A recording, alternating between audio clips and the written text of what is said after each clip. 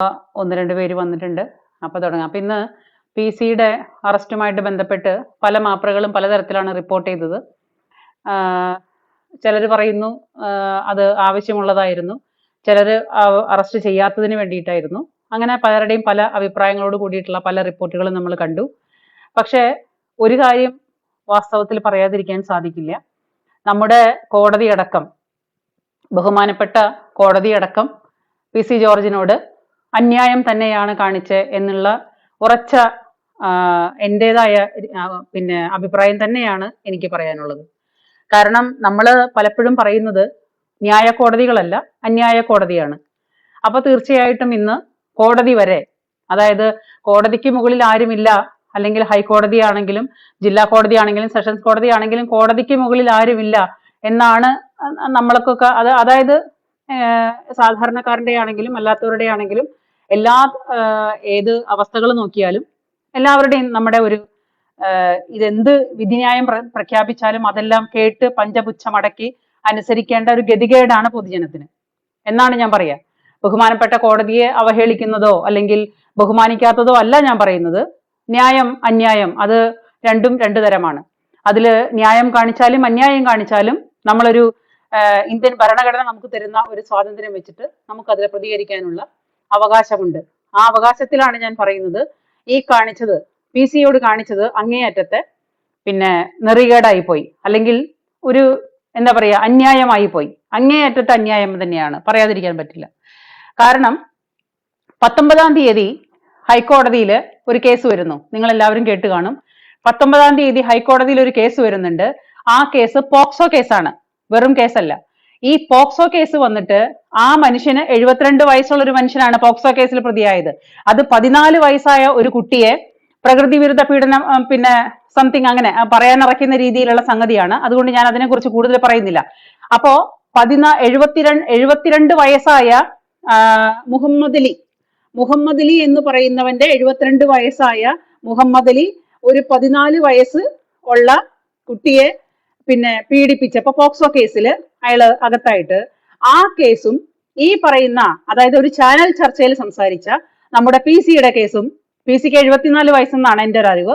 74 വയസ്സുള്ള ഒരു PC-യും 72 വയസ്സുള്ള മുഹമ്മദ് അലിയും. അപ്പോ PC ജോർജിന്റെ പേരിലാണ് പ്രശ്നം, അല്ലെങ്കിൽ PC ജോർജിന്റെ ജാതിയിലാണ് പ്രശ്നം. അത് തന്നെയാണ് കോടതി നമ്മളെ പഠിപ്പിക്കുന്നത്. ബഹുമാനപ്പെട്ട ഹൈക്കോടതി നമ്മളെ പഠിപ്പിക്കുന്നത് നിങ്ങളുടെ പേരിലാണ് പ്രശ്നം, നിങ്ങളുടെ പേരിലാണ് കുഴപ്പം. നിങ്ങളുടെ പേര് സൈമൺ എന്നോ അല്ലെങ്കിൽ PC ജോർജ് എന്നോ അല്ലെങ്കിൽ ശിവദാസൻ എന്നോ അല്ലെങ്കിൽ കാർത്തികേയൻ എന്നോ ഒക്കെ ആയി കഴിഞ്ഞു കഴിഞ്ഞാൽ നിങ്ങൾക്ക് കോടതി വരെ ഒരു തരത്തിലുള്ള ന്യായവും തരാൻ പോകുന്നില്ല. നേരെ മറിച്ച് മുഹമ്മദ് എന്നോ അല്ലെങ്കിൽ തക്ദീർ എന്നോ അല്ലെങ്കിൽ മറ്റെന്തെങ്കിലും ഒരു പ്രത്യേക വിഭാഗക്കാരന്റെ പേരാണെന്നുണ്ടെങ്കിൽ കോടതി പോലും നമുക്കൊപ്പം ഉണ്ടാവും. ഇതാണ് നമ്മുടെ കോടതി വരെ നമ്മളെ പഠിപ്പിക്കുന്നത്. ആണല്ലോ, നിങ്ങൾക്കും തോന്നുന്നില്ലേ? അതായത് ഒരേ സമയത്ത് വരുന്ന കേസ്, ഒന്ന് പോക്സോ കേസാണ്, ഒന്ന് ഒരു ചാനൽ ചർച്ചയിൽ മറ്റുള്ളവർ പ്രൊവോക്ക് ചെയ്തപ്പോ, അതായത് ഒരാളെ പ്രകോപിപ്പിക്കാന്ന് പറഞ്ഞാല് അങ്ങേയറ്റം ചെയ്യാൻ പാടില്ലാത്ത കാര്യമാണ്. പിന്നെ ചാനൽ ചർച്ചകളാണ്, അതിനകത്ത് പല രാഷ്ട്രീയക്കാരാണ്, പല ഭാഷക്കാരാണ്, പല തരക്കാരാണ്, അവരങ്ങനെ പറഞ്ഞുകൊണ്ടേയിരിക്കും. അപ്പൊ ആ ഒരു പ്രൊവോക്കേഷനിൽ അങ്ങനെ സംസാരിച്ച് വരുമ്പോ, ഇപ്പം ഞാനിപ്പോ ഒരു ലൈവിൽ സംസാരിച്ചുകൊണ്ടിരിക്കുന്നുണ്ട്, എനിക്കും ചില സമയത്ത് എന്റെ നാക്കിനെ ബ്രേക്ക് ഇടാനായിട്ട് പറ്റിയെന്ന് വരില്ല. കാരണം പല സമയങ്ങളിലും നമുക്ക് നമ്മളെ തന്നെ കൺട്രോൾ ചെയ്യാൻ പറ്റാത്ത സംഭവങ്ങൾ സംഭവിക്കാറുണ്ട്. അപ്പൊ അതൊരു യഥാർത്ഥമായിട്ട്, അതായത് സാധാരണ വന്നു പോകുന്ന ഒരു നാക്കുപിഴ, അല്ലെങ്കിൽ സാധാരണ വന്നു പോകുന്ന, നമുക്ക് പോലും നമ്മളെ നിയന്ത്രിക്കാൻ പറ്റാത്ത സമയത്ത് നമ്മുടെ സംസാരങ്ങളിൽ വന്നു പോകുന്ന ഒരു സാധാരണക്കാരന്റെ ഒരു സാധാരണ നാക്കുപിഴ, പ്രത്യേകിച്ചും PC ജോർജ് എന്ന് പറയുന്ന മനുഷ്യന്റെ ഒരു സംസാര ശൈലി അങ്ങനെയാണ്.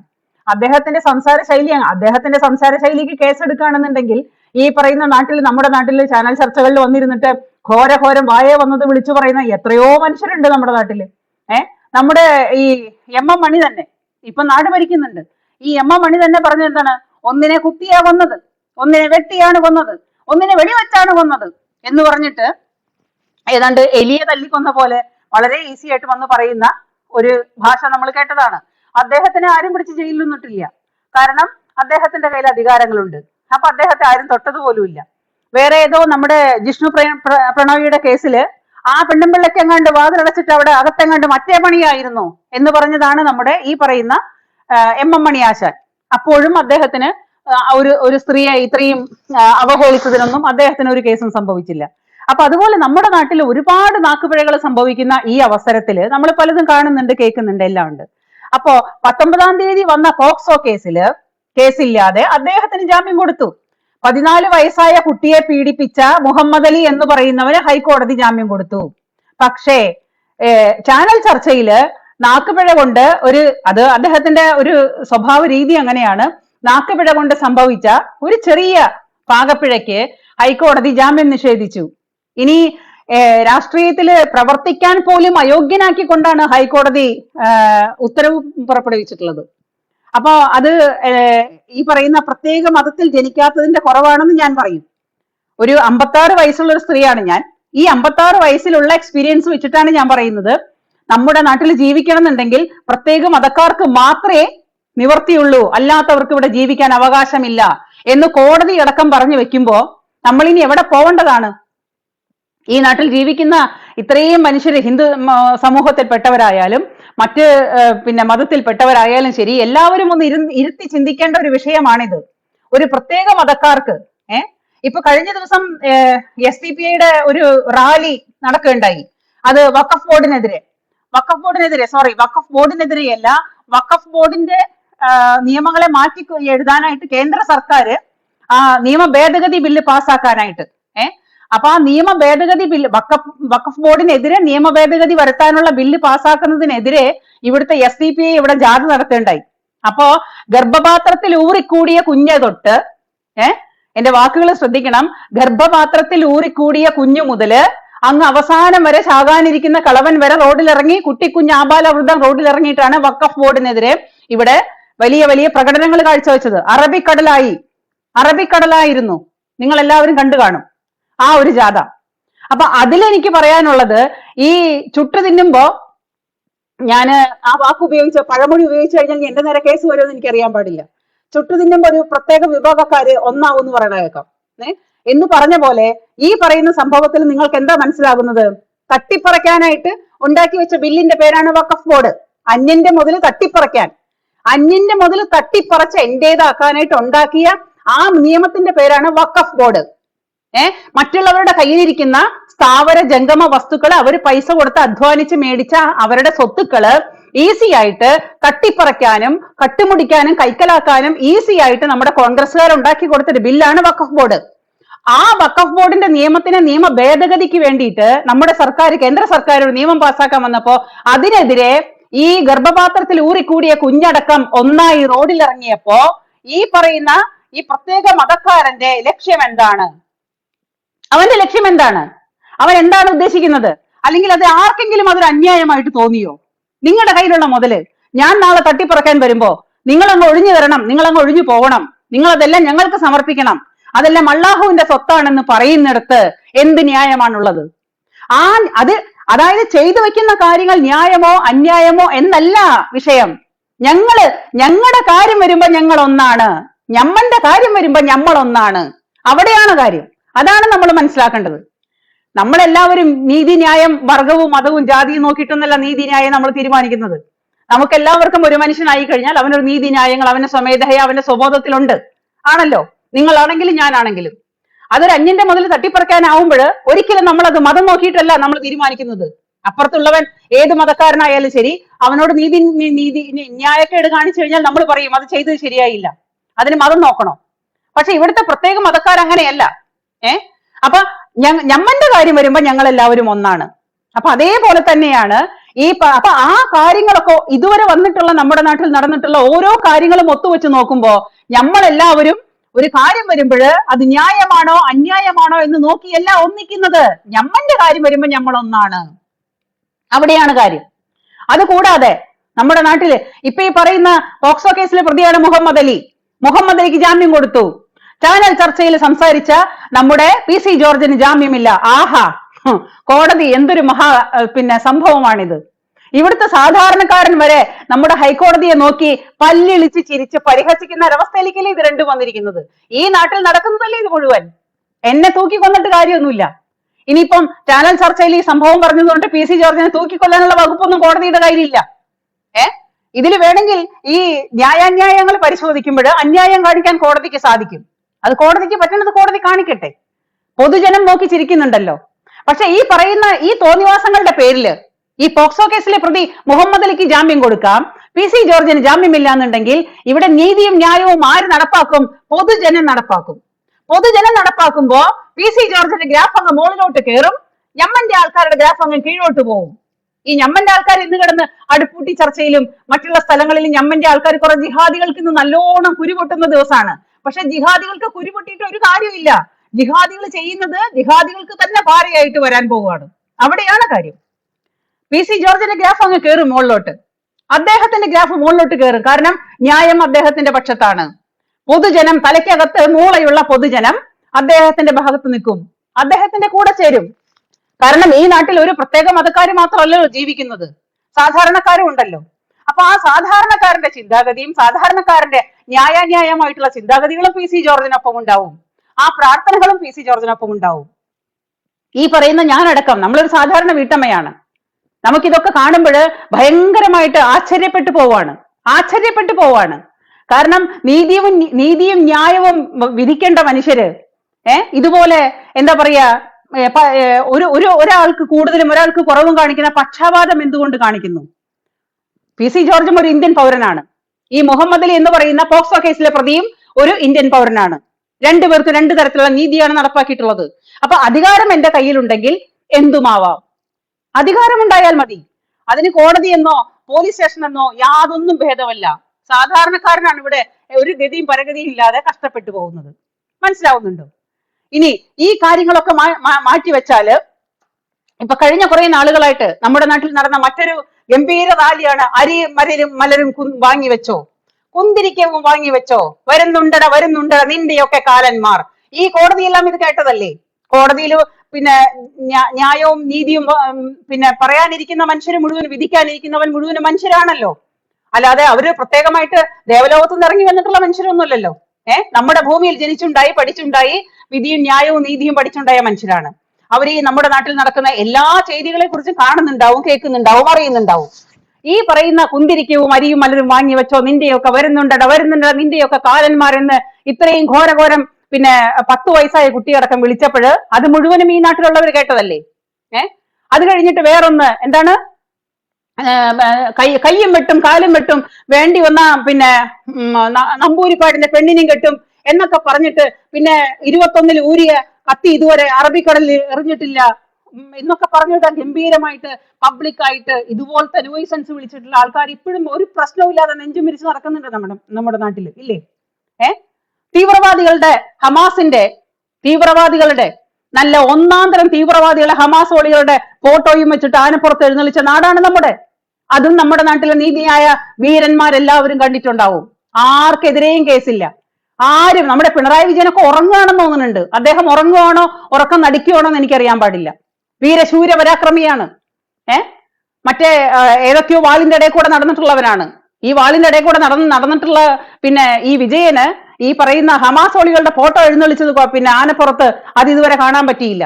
അപ്പൊ ഇതൊക്കെ ഒരുതരം പകപോക്കലാണ്. അവരവരുടെ സ്വന്തം മോളുടെ കേസ് കുത്തിപ്പൊക്കി കൊണ്ടുവന്ന് ഇതേപോലെ കരിമണൽ കർത്തയുടെ കേസ് കുത്തിപ്പൊക്കി കൊണ്ടുവന്നപ്പോ അതിന്റെ ഒരു പകരം വീട്ടിലാണ്, പ്രതിഷേധമാണ്. അതിനാണ് PC ഇങ്ങനെ പണി കൊടുത്തത്. പക്ഷെ PC പണി കൊടുക്കുമ്പോൾ നിങ്ങൾ അറിയുന്നില്ല, നിങ്ങൾ തന്നെയാണ് സ്വയം കുഴിയിലോട്ട് ഇറങ്ങാൻ പോകുന്നത്. PC ഒന്നും സംഭവിക്കാൻ പോകുന്നില്ല. ഈ ആയിരക്കണക്കിന് ലക്ഷക്കണക്കിന് മനുഷ്യരുടെ പ്രാർത്ഥനയും ആ സപ്പോർട്ടും PC കൂടുള്ളൂ, കുറയാനൊന്നും പോകുന്നില്ല. എന്തായാലും അതിനൊരു മാറ്റം സംഭവിക്കാൻ പോകുന്നില്ല. ഇതുപോലെ എത്രയോ മദ്രസകളില് കൊച്ചുമക്കളെ പ്രകൃതി വിരുദ്ധ പീഡനത്തിന് പിന്നെ ദിവസം പ്രതി ചില കുട്ടികൾ ആത്മഹത്യ ചെയ്യുന്നു, ചില കുട്ടികളെ പീഡിപ്പിച്ചിട്ട് പിന്നെ സ്വയം ചത്തുപോകുന്നുണ്ട്. അതൊന്നും ഇവിടെയുള്ള ആൾക്കാർക്ക് ആർക്കും സ്വമേധയാ കേസെടുക്കണ്ട, കോടതിക്കും സ്വമേധയാ കേസെടുക്കണ്ട. കാരണം ഞമ്മന്റെ ആൾക്കാരെന്ന് പറഞ്ഞു കഴിഞ്ഞാൽ പിന്നെ കോടതിക്ക് കണ്ണേ കാണില്ല. പിന്നെ ആരോ പറഞ്ഞ പോലെയാണ്, എന്താ പറയാ, മാസം തികയാണ്ട് പെറ്റ കുഞ്ഞിന്റെ അവസ്ഥയാണ്. കണ്ണും തുറക്കില്ല, മുലയും കുടിക്കില്ല. ഇതാണ് അവസ്ഥ. അത് ഈ പറയുന്ന മറ്റൊരു സമൂഹമാണെങ്കിൽ ആഹാ സടകുടഞ്ഞെണീക്കും എല്ലാവരും. ഈ ഒരു പ്രത്യേക സമൂഹമാണെന്നുണ്ടെങ്കിൽ അവർക്കെതിരെ യാതൊരു പ്രശ്നങ്ങളുമില്ല. അതാണ് ഇവിടുത്തെ ഏറ്റവും വലിയ പ്രത്യേകത. അത് ദിനം പ്രതി കൂടിക്കൊണ്ടിരിക്കുകയാണ്. എന്തുമാവാം, എങ്ങനെയും ആവാം. നമ്മുടെ ഈ മദനി ഉണ്ടല്ലോ, മദനിയുടെ പേരിൽ ഒരു 65 കേസുകൾ ഉണ്ടായിരുന്നു ഇതുപോലത്തെ. പബ്ലിക്കായിട്ട് ഇതുപോലെ മതനിന്ദയുണ്ടാക്കി, വർഗീയത പരത്താൻ ശ്രമിച്ചു എന്നൊക്കെ പറഞ്ഞിട്ട് 65 കേസൊക്കെ ഉണ്ടായിരുന്നു മദനിയുടെ പേരിൽ. അവസാനം മറ്റൊരു ബോംബ് വെച്ച കേസിലെങ്ങാണ്ടാണ് അയാൾ അകത്തുപോയത്. അതുവരെ ഇതുപോലുള്ള കേസുകളിലൊന്നും ഒരൊറ്റ ഒന്നിന്റെ പേരിൽ പോലും പോലീസ് അറസ്റ്റ് ചെയ്തിട്ടില്ല മദനിയെ. പേര് ശ്രദ്ധിക്കണം, അബ്ദുൽ നാസർ മദനി എന്നാണ് പേര്. അത് പേരിലാണ് കാര്യം. അപ്പൊ നമ്മുടെയൊക്കെ പേര് ഒരു പ്രത്യേക വിഭാഗത്തിലാണെന്നുണ്ടെങ്കിൽ അവന് ഈ ഭൂമിയിൽ എന്തും ചെയ്തു കൂട്ടാം, എന്തും ചെയ്യാം, അവനെ ആരും തൊടില്ല. ഇത് മുസ്ലിം ലീഗാണ് കേസ് കൊടുത്തിട്ടുള്ളത്. മുസ്ലിം ലീഗ് ഉണ്ട്, ജമാഅത്തെ ഇസ്ലാമി ഉണ്ട്, SDPI ഉണ്ട്, എല്ലാവരും ഉണ്ട്. ഈ പറയുന്ന മുസ്ലിം ലീഗിന്റെയും ജമാഅത്തെ ഇസ്ലാമിന്റെയും ഈ പറയുന്ന ആൾക്കാരാണ് റോട്ടിൽ കൂടെ പബ്ലിക്കായിട്ട് ജയ് വിളിച്ചു പോയത്. ഒരു വിഭാഗത്തെ മുഴുവനും ഞങ്ങൾ വരുന്നുണ്ട്, നിങ്ങളുടെയൊക്കെ കാലന്മാരാണ്, നിന്നെയൊക്കെ കൊന്നൊടുക്കാൻ ഞങ്ങൾ വരുന്നുണ്ട് എന്ന് പറഞ്ഞിട്ട് പബ്ലിക്കായിട്ട് വീരവാദം മുഴക്കി പോയ നാടാണ് നമ്മുടെ. ഇവിടെ എന്ത് സംഭവിച്ചു? ദിനം പ്രതി നമ്മളെയൊക്കെ വിഡ്ഢികളാക്കിക്കൊണ്ട് ഈ പറയുന്ന ന്യായത്തിരിക്കുന്നവരും ന്യായാന്യായങ്ങൾ നോക്കേണ്ടവരും സംരക്ഷിക്കപ്പെടേണ്ടവരും എല്ലാവരും ചേർന്നിട്ട് ഈ പ്രീണനം, ഒരു വിഭാഗത്തെ മാത്രം ചേർത്ത് നിർത്തിക്കൊണ്ടുള്ള പ്രീണനം ഏതുവരെ പോകുന്നുള്ളത് ഈ ചേർത്ത് നിർത്തുന്നവര് ഒന്ന് ചിന്തിക്കുന്നത് നല്ലതായിരിക്കും. കാരണം പൊതുജനങ്ങൾ എല്ലാവരും കണ്ടുകൊണ്ടിരിക്കുന്നുണ്ടല്ലോ കാണിച്ചു കൂട്ടുന്നത്. നിങ്ങളെല്ലാവരും കാണിക്കുമ്പോഴും നമ്മളെല്ലാം കാണുന്നുണ്ടല്ലോ. ഈ ഒരു വിഭാഗക്കാരെ മാത്രം നിങ്ങൾ ഇങ്ങനെ ചെയ്തുകൊണ്ടിരിക്കുമ്പോൾ ആ കാണിക്കുന്നത് ഇവിടുത്തെ പൊതുജനം കാണുന്നുണ്ട്, അതുറപ്പാണ്. ഇനി ഇവരുടെ കാര്യങ്ങൾ, ഇവരുടെ മദ്രസയിലെ പീഡനങ്ങളായാലും പ്രകൃതി വിരുദ്ധ പീഡനങ്ങളായാലും പോക്സോ കേസുകളായാലും ഇതൊക്കെ നടന്നു കഴിഞ്ഞാലും അത് ഞമ്മന്റെ കാര്യങ്ങളാണ്. നമ്മൾ പറയും, നമ്മൾ തീരുമാനിക്കും. അങ്ങനെ നമ്മൾ തന്നെ തീരുമാനിക്കുകയാണെങ്കിൽ നമ്മൾ പോയി പാകിസ്ഥാനിൽ പോയിട്ട് ജീവിക്കേണ്ടി വരും. ഇത് ഭാരതമാണ്, ഇത് കേരളമാണ്. ഇവിടെ ഞമ്മന്റെ ആൾക്കാർക്ക് പ്രത്യേക നീതിയൊന്നുമില്ല. ഇത് മതേതര കേരളമാണെന്നുണ്ടെങ്കിൽ ഇവിടെ എല്ലാവർക്കും ഒരുപോലത്തെ നീതി ന്യായമാണ്. ഞമ്മന്റെ മതത്തിൽ അങ്ങനെ നമ്മൾ പ്രത്യേകമായിട്ട് ജീവിക്കണമെങ്കിൽ ഇറാനിലോ പാകിസ്ഥാനിലോ പോയിട്ട് ജീവിക്കേണ്ടി വരും. എന്നിട്ട് അവിടുത്തെ മതത്തിന്റെ ആചാരപ്രകാരം ജീവിച്ചാൽ മതി. മതേതര കേരളത്തിലോ മതേതര ഇന്ത്യയിലോ ഇത് നടക്കൂല. ഇവിടെ എല്ലാവരും ഒരുപോലെയാണ്, നിയമം എല്ലാവർക്കും ഒരുപോലെയാണ്. അപ്പൊ ആ നിയമം എല്ലാവർക്കും ഒരുപോലെയാണെന്ന് പൊതുജനങ്ങൾക്ക് പോലും മനസ്സിൽ തെറ്റാണെന്ന് തോന്നി തുടങ്ങുന്ന അവസ്ഥകളിലാണ് ഇന്നൊക്കെ പോലീസ് ആണെങ്കിലും മറ്റുള്ള നീതിന്യായ കോടതികളാണെങ്കിലും പോകുന്നത്. എനിക്ക് ആരോടും ഒരു തരത്തിലും അവഹേളിക്കുന്ന യാതൊരു തരത്തിലുള്ള കാര്യങ്ങളുമില്ല. ഒരു സാധാരണ വീട്ടമ്മ എന്നുള്ള നിലയ്ക്ക് PC ജോർജിനോട് ചെയ്തത് അങ്ങേയറ്റത്തെ വഞ്ചനയാണ്, തെണ്ടിത്തരമാണ്. അത് ചെയ്യാൻ പാടില്ലാത്തതാണ്. ഇവിടുത്തെ ജിഹാദികളെ ആണെങ്കിൽ കൂടിയിട്ടും ഈ ജിഹാദികളെ സൂചിപ്പിച്ച് ആരെയാണോ കൂടുതൽ വേട്ടയാടുന്നത് അവര് കൂടുതൽ കരുത്തോടുകൂടി മുകളിലോട്ട് വന്നുകൊണ്ടിരിക്കും. അത് തന്നെയാണ് ഇവിടെ സംഭവിക്കുന്നത്. PC ജോർജിനെ വേട്ടയാടുന്നതാണ്. PC ജോർജിന്റെ രക്തമാണ് നിങ്ങൾക്ക് വേണ്ടതെങ്കിൽ അദ്ദേഹം കൂടുതൽ കരുത്തോടെ തിരിച്ചു വരും. അത് ഉറപ്പുള്ള കാര്യമാണ്. അതിനേക്കാൾ ഈ ഒരു മനുഷ്യന്റെ ഗ്രാഫ് മേൽപോട്ട് ഉയർത്താൻ ഇതെല്ലാം ഉപയോഗിക്കുന്നുണ്ടെങ്കിൽ അത് ഏറ്റവും നല്ലൊരു സൈനായിട്ട് നമുക്ക് കാണാം. ആ ഒരു ഇത്രയും നല്ല രീതിയിൽ മനുഷ്യരെ സേവിക്കുന്ന എത്രയോ പതിറ്റാണ്ടുകളായിട്ട് അദ്ദേഹം ഒരു പൊതുപ്രവർത്തകനാണ്. ആ ഒരു മനസാക്ഷി പോലും അദ്ദേഹത്തിനോട് കാണിച്ചില്ല. 74 വയസ്സായ ഒരു വയോധികനാണ് അദ്ദേഹം. ഒരുപാട് അസുഖങ്ങളൊക്കെ ഈ സാധാരണ ഒരു മലയാളിക്ക് ഉള്ള പോലെ തന്നെ ഒരുപാട് അസുഖങ്ങളൊക്കെ ഉള്ള ഒരു മനുഷ്യനായിരിക്കാം അദ്ദേഹം. ആ ഒരു കനിവ് പോലും കോടതി അദ്ദേഹത്തോട് കാണിച്ചില്ല. അപ്പോ പോക്സോ കേസിൽ പ്രതിയായ മുഹമ്മദ് അലിക്ക് 72 വയസ്സായ മുഹമ്മദ് അലിക്ക് ജാമ്യം കൊടുക്കാം. ചാനൽ ചർച്ചയിൽ എന്തോ നാക്കുപിഴ കൊണ്ട് സംഭവിച്ച് അദ്ദേഹം മാപ്പും പറഞ്ഞതാണ്. അദ്ദേഹം അതിന് മനസ്സറിഞ്ഞ് മാപ്പും പറഞ്ഞതാണ്. അദ്ദേഹത്തിന് മാത്രം ഇവിടെ ജാമ്യമില്ല. തൂക്കിക്കൊല്ലാൻ വിധിച്ചത് അല്ലെങ്കിൽ തൂക്കിക്കൊല്ലാൻ പോകുന്നത് നമുക്ക് എന്തായാലും കാത്തിരുന്നിട്ട് കാണാം. ഞാൻ എന്തായാലും എങ്ങനെ വന്ന് കൊല്ലാൻ വിളിച്ചാലും ഞാൻ PC-ക്കൊപ്പമാണ്. നിങ്ങൾ എല്ലാവരും അദ്ദേഹത്തെ സപ്പോർട്ട് ചെയ്യണം. ഞാനും PC-ക്കൊപ്പം, PC-ക്ക് ഐക്യദാർഢ്യം പ്രഖ്യാപിച്ചുകൊണ്ട് ഞാനും. ഓക്കെ, എല്ലാവർക്കും എൻ്റെ നന്ദി, നമസ്കാരം.